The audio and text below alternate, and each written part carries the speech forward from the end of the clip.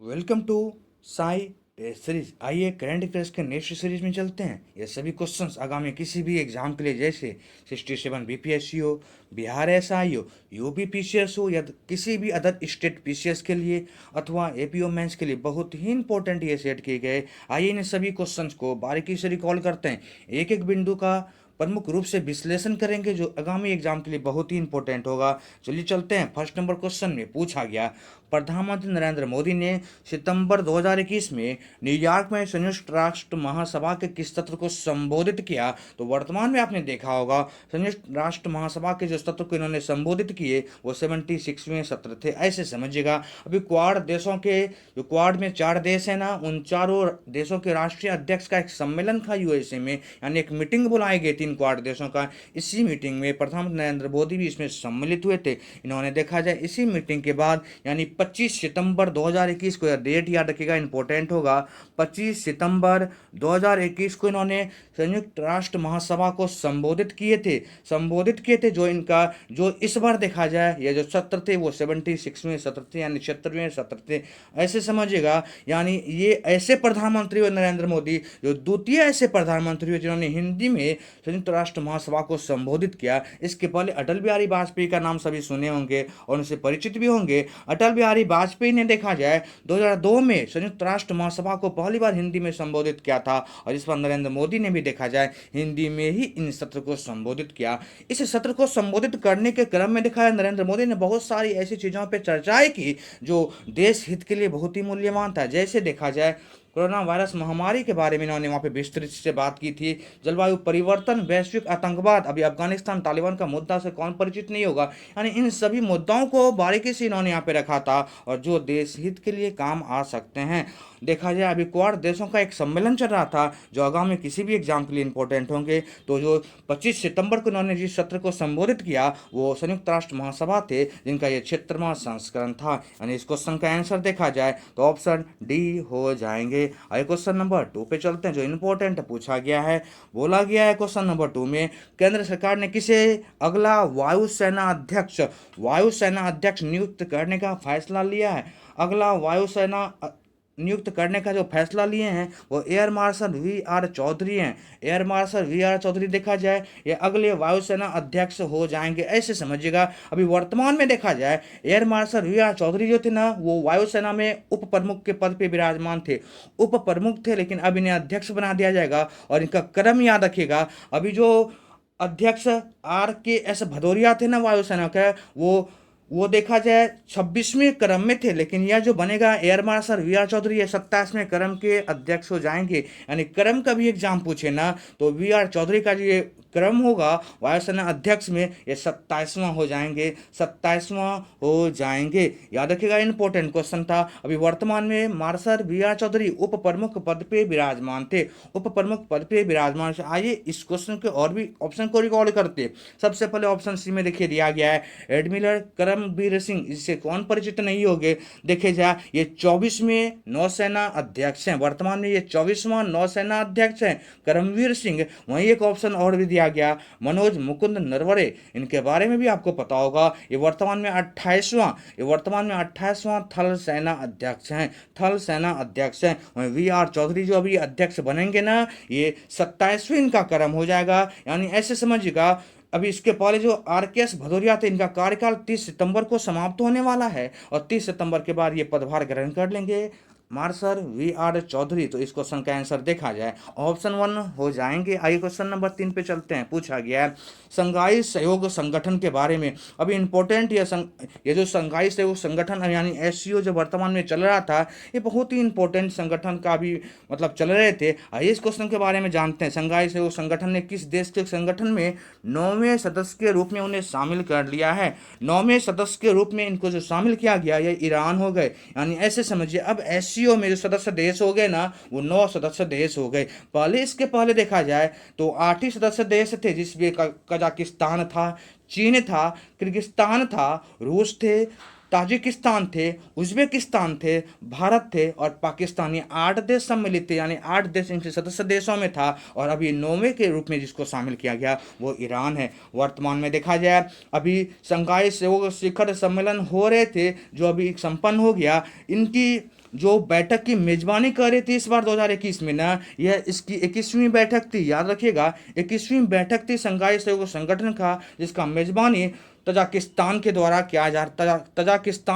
किए जा रहे थे। वहीं आगे कभी एग्जाम में यह पूछे कि 2022 में एससीओ यानी शंघाई सहयोग संगठन का मेजबानी कौन करेगा, तो उज्बेकिस्तान के द्वारा किए जाएंगे, उज्बेकिस्तान के द्वारा किए जाएंगे। तो इस क्वेश्चन में पूछा गया था 9वें सदस्य के रूप में ना, तो ईरान हो जाएगा, यानी ऑप्शन नंबर बी। आइए क्वेश्चन नंबर 4 पे चलते हैं जो पूछा गया, उद्योग जगत में उल्लेखनीय योगदान हेतु निम्न में किसे रामकृष्ण बजाज मेमोरियल ग्लोबल पुरस्कार, बहुत ही इंपॉर्टेंट ये पुरस्कार है, बोला गया किसे प्रदान किया गया है। तो वर्तमान में देखा जाए उद्योग विभाग में गौतम अदानी के नाम से आप लोग परिचित होंगे, इन्हें ही देखा जाए तो यह रामकृष्ण बजाज मेमोरियल ग्लोबल पुरस्कार से सम्मानित किया गया है। यह पुरस्कार इन्हें 20 सितंबर 2021 को दिए गए थे, यानी उद्योग जगत में महत्वपूर्ण योगदान को सराहना करते हुए इन्हें यह पुरस्कार 20 सितंबर 2021 को दिया गया था। 20 सितंबर 2021 को दिए गए थे, ऐसे समझिए। और एक पॉइंट इसमें, रामकृष्ण बजाज मेमोरियल ग्लोबल पुरस्कार उन लोगों को दिए जाते हैं, यानी उन व्यक्तियों को, यानी उस महत्वपूर्ण व्यक्तियों को दिए जाते हैं जो राष्ट्रीय एवं अंतर्राष्ट्रीय गणमान्य व्यक्ति जो उद्योग विभाग में यानी व्यवसायिक क्षेत्र में देखा जाए उल्लेखनीय कार्य करते हैं। यानी इस बार जो दिया गया यह रामकृष्ण बजाज मेमोरियल ग्लोबल पुरस्कार ये गौतम अदानी को दिए गए। यानी इस क्वेश्चन का यदि आंसर देखा जाए तो आंसर नंबर डी यानी आंसर नंबर 4 हो जाएंगे। आइए क्वेश्चन नंबर 5 पे चलते हैं जो इंपॉर्टेंट पूछा गया है, बोला गया है क्वेश्चन नंबर 5 में बोला गया एशियाई विकास बैंक एडीबी 2021-22 में भारत की जीडीपी वृद्धि के पूर्व अनुमान को घटाकर कितने परसेंट कर दिया, ये पूर्व अनुमान को घटाकर 10% कर दिए हैं। 10%, यानी ऐसे समझिएगा एडीबी के द्वारा देखा जाए 2021-22 में जो जीडीपी वृद्धि दर का अनुमान लगाया गया था ना, वो 11% लगाए गए थे, 11% लगाए गए थे। इसके द्वारा फिर से देखा जाए तो इन्हें घटाकर 10% अनुमान कर दिया गया है, यानी 10% इस क्वेश्चन का आंसर होगा। आइए थोड़ी सी एडीबी की बात करते हैं, इस एशियाई विकास बैंक के बारे में बात करते हैं। इसकी स्थापना देखा जाए तो 19 दिसंबर 1966 यानी 1966 को देखा जाए तो एशियाई विकास बैंक की स्थापना हुई थी और इसका मुख्यालय वर्तमान में मनीला फिलीपींस, आप लोगों को पता होगा। तो इस क्वेश्चन में देखा जाए जो जीडीपी वृद्धि घटा दिया गया था वो 10%, यानी ऑप्शन नंबर 1। आइए क्वेश्चन नंबर 6 पे चलते हैं। पूछा गया है हाल ही में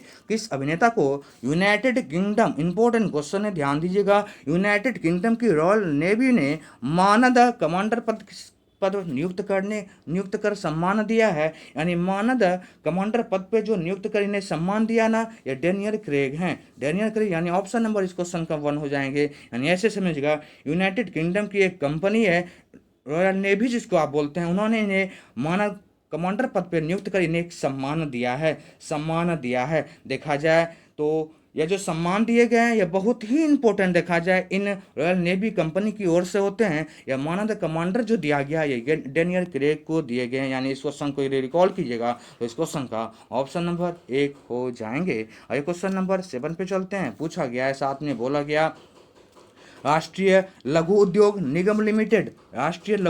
निगम लिमिटेड के अध्यक्ष सह प्रबंधक निर्देशक यानी सीएमडी के पद पर निम्न किसे नियुक्त कर दिया गया। यानी अध्यक्ष सह प्रबंधक निर्देशक जिसको शॉर्ट में हम सीएमडी कहते हैं, सीएमडी कहा जाता, ये अलका नगिया अरोरा को नियुक्त कर दिए गए हैं। यानी इस क्वेश्चन का आंसर देखा जाए तो ऑप्शन नंबर डी हो जाएंगे। आइए थोड़ी बात करते हैं राष्ट्रीय लघु उद्योग निगम लिमिटेड के बारे में। देखा जाए इसके वर्तमान में सीएमडी जो नियुक्त किया गया यानी अध्यक्ष सह प्रबंधक निर्देशक या अलका नागिया अरोरा को यह नियुक्त कर दिया गया है। इसके पहले देखा जाए यानी नियुक्त ऐसे समझिएगा इन्हें अतिरिक्त प्रभार दिया गया है, नियुक्त करके इन्हें यह अतिरिक्त प्रभार दिया गया है। वर्तमान में यह अलका नागिया अरोरा जो है ना, ये वर्तमान में सूक्ष्म लघु एवं मध्यम उद्योग यानी जिसको आप एमएसएमई के नाम से जानते हैं, फिर से रिकॉल कर दूं, वर्तमान में यह अलका नगिया जो है ना, ये सूक्ष्म लघु एवं मध्यम उद्योग, जिसको आप शॉर्ट में एमएसएमई के नाम से जानते हैं, उससे मंत्रालय में संयुक्त सचिव के रूप में कार्यरत हैं और इन्हें अतिरिक्त प्रभार करके नियुक्त कर दिया गया। किसका? तो लघु उद्योग निगम लिमिटेड के अध्यक्ष सह प्रबंधक निर्देशक के रूप में। तो इस क्वेश्चन का यदि आंसर रिकॉल किया जाए तो ऑप्शन नंबर डी हो जाएंगे। आइए क्वेश्चन नंबर 8 पे चलते हैं, जो इंपॉर्टेंट पूछा गया है। बोला गया क्वेश्चन नंबर 8 में, निम्नलिखित में किसके साथ वीजा संयुक्त रूप से 5 राज्यों में डिजिटल कौशल वित्तीय साक्षरता के साथ महिला उद्यमियों को कौशल प्रदान करेगी। तो यह वीजा जिसके साथ संयुक्त रूप से यह महिला उद्यमियों को बढ़ावा देने का कौशल प्रदान करेगा ना, ये नेस्कॉम है। नेस्कॉम फाउंडेशन के साथ, यानी ऐसे समझिएगा, नेस्कॉम फाउंडेशन और वीजा संयुक्त रूप से 5 राज्यों में डिजिटल कौशल और वित्तीय साक्षरता के साथ महिला उद्यमियों को कौशल प्रदान करेगा। यह जो 5 राज्य है, यानी यह जो 5 राज्य है, इन्हें रिकॉल कर दूं मैं। महाराष्ट्र पहले स्थान पे, द्वितीय स्थान पे यूपी, तृतीय कर्नाटक, चौथे पे तेलंगाना और 5वें पे पश्चिम बंगाल है। इन 5 राज्य में देखा जाए तो नेस्कॉम फाउंडेशन और वीजा के संयुक्त रूप से देखा जाए महिला उद्यमियों को बढ़ाने में बहुत महत्वपूर्ण भूमिकाएं निभाएंगे। उद्यमियों को बढ़ाने में कौशल प्रदान करेंगे, यानी नेस्कॉम कंपनी के साथ देखा जाए इस वीजा ने संयुक्त रूप से साझे किए हैं। यानी इस क्वेश्चन को देखा जाए तो ऑप्शन नंबर बी आंसर हो जाएंगे। और क्वेश्चन नंबर 9 पे चलते हैं। पूछा गया है, निम्नलिखित में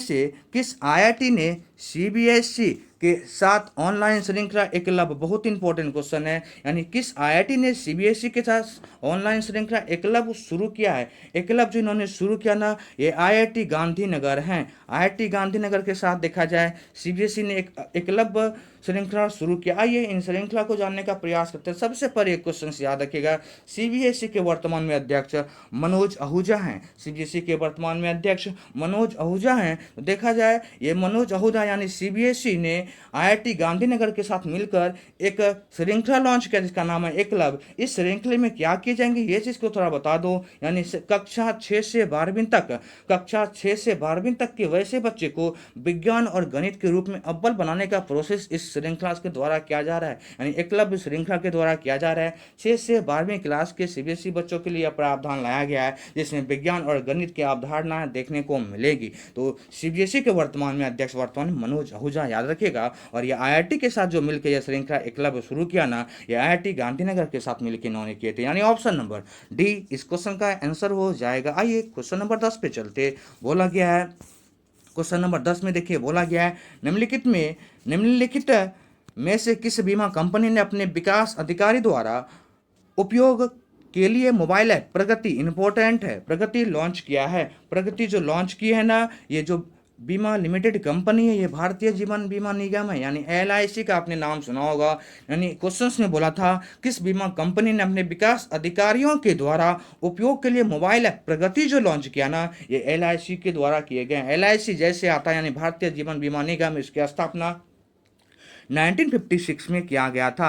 1956 में एलआईसी की स्थापना। वर्तमान में इसके अध्यक्ष का भी क्वेश्चन से पूछा जाए तो एम.आर. कुमार जो हैं, एम.आर. कुमार इनके वर्तमान में अध्यक्ष हैं। वही प्रबंध निर्देशक जो अभी एलआईसी के हैं वो सिद्धार्थ मोहंती है। एक इंपॉर्टेंट पॉइंट इसमें याद रखें, प्रगति ये ऐप लॉन्च क्यों किया गया, यानी इसका फुल फॉर्म में ही इसकी हर चीज़ छिपी हुई है। इसके फुल फॉर्म को मैं बता दूं आपको।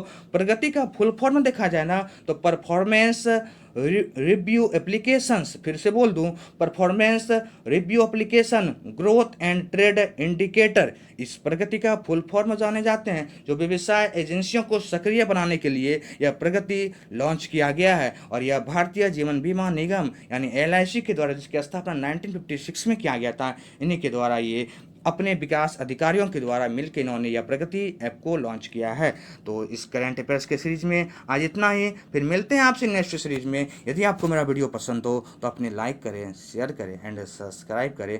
पूरी 1 साल की करंट अफेयर्स रिवाइज कराएंगे और छोटे छोटे बारीकी जो महत्वपूर्ण बिंदु आएंगे करंट अफेयर्स की दृष्टि से, हर एक का वीडियो बना के देंगे जो आपके एग्जाम के लिए बहुत ही इंपॉर्टेंट होगा। आज यहीं तक दोस्तों, फिर मिलते हैं आपसे नेक्स्ट सीरीज में।